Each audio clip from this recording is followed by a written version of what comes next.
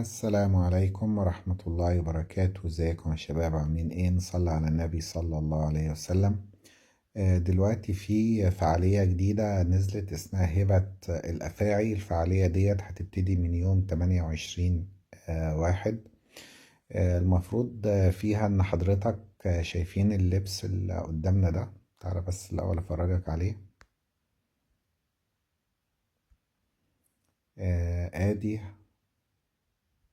اللبس كويس، زائد في سلاح. ده البنت وادي الولد كويس، زائد ان في سلاح الكيوبي زد كويس.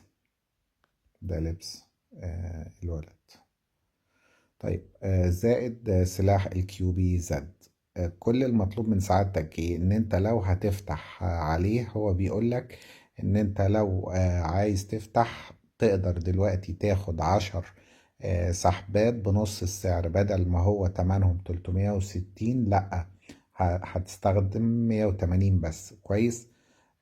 طيب ادي اول نقطة. النقطة التانية، حضرتك لما بتشترك في العرض دوت وتدفع 180 يو سي، ده بيدي لك رمز استرداد تقدر توزعه لأصحابك. بيقدر يستفيد منه 5 كويس. كل واحد منهم لما بياخد الرمز دوت بيكون ليه سحبة واحدة مجانية كويس. وانت نفس القصة ليك انك تاخد 5 رموز استرداد، ويبقى ليك 5 فتحات مجانية. تمام.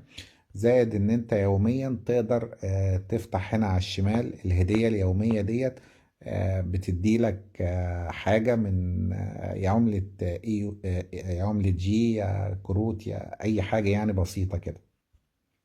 فانت لو شايف ان اللبس ده مميز ويستاهل ان انت تفتح عليه، هما هنا مش قايلين الكيوبي زد قابل للترقية ولا لأ، لكن هو زي ما قلت لك كده. ما اظنش يعني بتاخد اسايم لما تشترك في العرض بنص السعر. بدل ما هتدفع 360 هتدفع 180 بس. وساعتها هيديلك رمز استرداد توزعه ل5، وتقدر تاخد من 5 أصحابك الرموز بتاعتهم. ساعتها تقدر تفتح فتحة مجانية. صلوا على النبي صلى الله عليه وسلم واشتركوا معنا في القناة. شكرا.